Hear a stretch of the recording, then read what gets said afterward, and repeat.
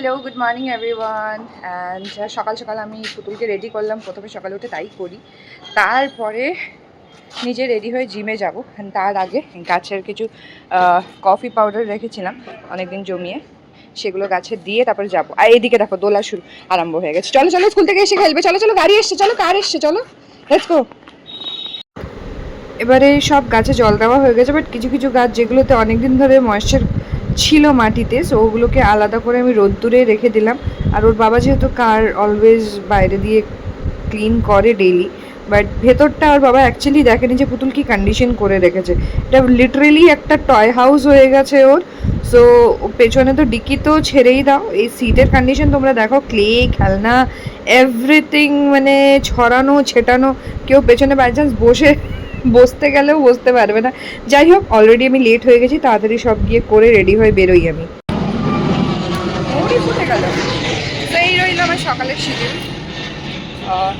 তাড়াতাড়ি রেডি হয়নি, জিমে যাই, জিম থেকে আসি। পুতুলকে খাইয়ে রেডি করে স্কুলে পাঠিয়ে নিজে রেডি হয়ে সম্রাটে ব্রেকফাস্ট দিলাম।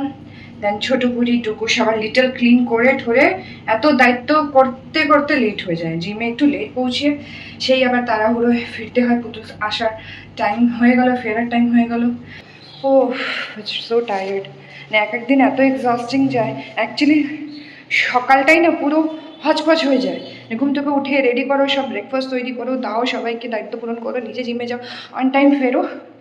দেন মেন স্ট্রাগল, পুতুলকে স্নান টান করিয়ে খাইয়ে ঘুম পাড়িয়ে দেন আমার rest, my own time for 2 hours. And then ফির বিল্ডিংয়ের কিছু কাজ থাকলে, রিপেয়ার ওয়ার্ক থাকলে সেগুলো শিডিউল করা।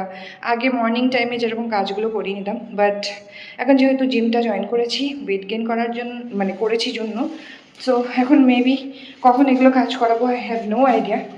But anyway, time to manage করতেই হবে। আর বিকেলে একটু টুকটাক কাজ আছে, সেগুলো করতে যাবো। সন্ধ্যাবেলায় পুতুল ঘুম থেকে ওঠার পর একটু লোকনাথ মন্দিরে বাবার দর্শন করতে গেলাম, কারণ অনেক দিনই লোকনাথ মন্দিরে দর্শন করা হয় না। সো এভরিডে কিছু না কিছু করতেই যেহেতু হয়, সেই জন্যই ভাবলাম দর্শন করে নিই। আর পাড়ায় দেখলাম একটা নতুন গাছের দোকান খুলেছে, সো একটা গাছ তো অবশ্যই কিনতেই হবে, তার জায়গায় 3টে গাছ কিনে ফিরলাম। আর পুতুলও তো মাটি টাটি আমার সঙ্গে ঘাঁটতে পছন্দ করে, তোমরা অবশ্যই আগের ভিডিওতে দেখেছো। সো আমরা দুজনে নিয়ে ফিরতে ফিরতে দেখি হঠাৎ প্রচণ্ড জোর বৃষ্টি। থ্যাঙ্ক গড ছাতা নিয়ে গেছিলাম। এদিকে কালীবুলি পুতুলকে দেখে দৌড়ে চলে এসেছে। ওরা তো গরম পড়াতেই একটু বৃষ্টি হওয়াতে খুব খেলছিল মজাসে। তো এই রইল আজকের দিনের কিছু কিছু মুহূর্ত তোমাদের সঙ্গে শেয়ার করে নিলাম। আরও ভিডিওস অবশ্যই শেয়ার করব। টিল দেন সবাই ভালো থেকো। See in the next video. Bye by.